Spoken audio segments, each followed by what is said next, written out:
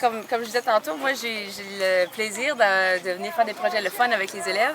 Là, ce qu'on est en train de faire, c'est qu'on prépare le jardin pour l'été. C'est-à-dire, on est en train parce que puisqu'on ne sera pas ici l'été, l'arrosage ne se fera pas faire à tous les jours. Donc, on veut s'assurer que le jardin, il reste quand même assez humide. Fait qu'on a mis un papier noir, puis on a mis des écopeaux de bois par-dessus. Comme si vous voyez ici, ils viennent de transplanter ça, là, avec tellement d'amour, comme que je peux voir. Puis là, ce qui arrive, c'est que ça va juste garder l'humidité. Il va y avoir un petit peu plus de copeaux de bois, ça va garder l'humidité dans la terre. Oh wow! Puis ça va pousser. Donc c'est comme une petite maison pour les racines, dans le fond. Puis la lumière, c'est comme les panneaux solaires, puis ça grandit. Et vous m'expliquiez que c'est tout du jardinage biologique que vous appelez ça? Oui, je veux dire 90 %. Je pourrais pas dire que c'est bio parce que je veux dire, quand on... Un instant, mon amour. Quand on fait du jardin biologique, je veux dire, il faut que ça soit suivi pendant 3 ans, c'est énorme. Mais je veux dire, les pratiques sont biologiques. C'est-à-dire, on a parti à partir des graines, on n'a pas mis d'engrais chimiques, aucun engrais chimique. Les graines comme telles sont biologiques et heirloom, comme on dit en anglais, je les ai commandées spécialement pour ça. Parce que quand on donne à manger à des enfants, on veut que ça soit impossible. C'est quand je m'assois proche d'un plant d'épinards, puis je dis, garde, ça se mange, puis là, tout le monde arrive avec, ah, madame, je vais goûter, je vais goûter. Quel enfant dit, je vais goûter des épinards? Ouais. Ou même les queues de betteraves. On a fait goûter ça aussi, puis les enfants ont bien adoré ça. Puis c'est ça aussi, une des affaires, c'est que dans un jardin qu'on fait pousser nous-mêmes, on a plus tendance à vouloir goûter des choses. Puis j'ai pas entendu quelqu'un dire que c'était pas bon.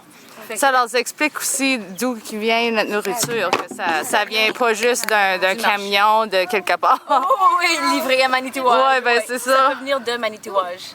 Puis en fait, il y a des pratiques spécifiquement pour Manitouage, si tu me suis. Oui, toi, je peux avoir oui. Je suis ici En grande demande. des serres chaudes. C'est justement parce qu'on est à Manitouage que j'ai apporté cette technologie-là. C'est pas moi, c'est une vieille technologie française. C'est une boîte en bois, enfoncée dans la terre environ 4 pieds. Puis les premiers 3 pieds environ, il y a du fumier frais, puis de la paille. Puis la combinaison des deux, ça fait une réaction chimique, ça chauffe.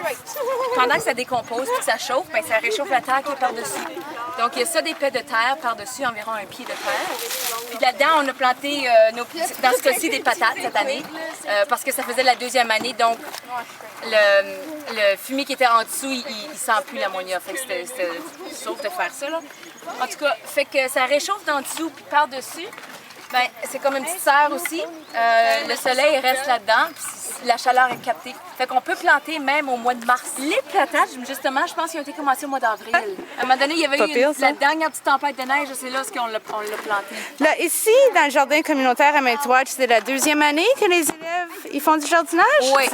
Commencent-ils à comprendre plus? Qu'est-ce qui se passe? C'est sûr, oui. Les questions sont plus évoluées aussi. Comme madame, tu sais, là, quand je prends ma semence, là, là, il me parle en terminologie. Les racines, ils suivent pas madame. OK, mais là, plutôt que madame, c'est cassé. Ouais. Tu comprends? Fait que, il y a beaucoup d'apprentissage qui se fait, puis je veux dire, quand je rentre dans l'école, puis il y a des gros sourires, moi, je suis contente de venir faire des projets de même, tu sais. Merci. Là, ils font des belles jobs, regarde comme ils ont fait. Bravo, gang! Non, on a enterré une plante puis on sait pas c'est qui. Non, la plante était coupée, je vais laisser là. Comment souvent venez-vous pour travailler dans le jardin avec les élèves?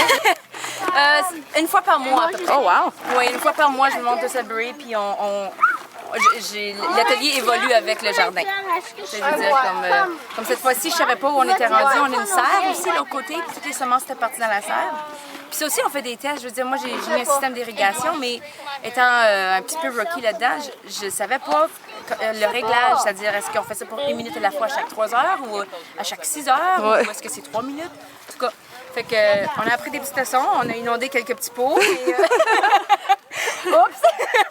Mais le reste, on a pu les sauver, puis c'est ce que tu vois. En fait, ici, là, il y a des plants de tomates qui vont pousser dans les plants, dans les petits carreaux. Fait que c'est ça.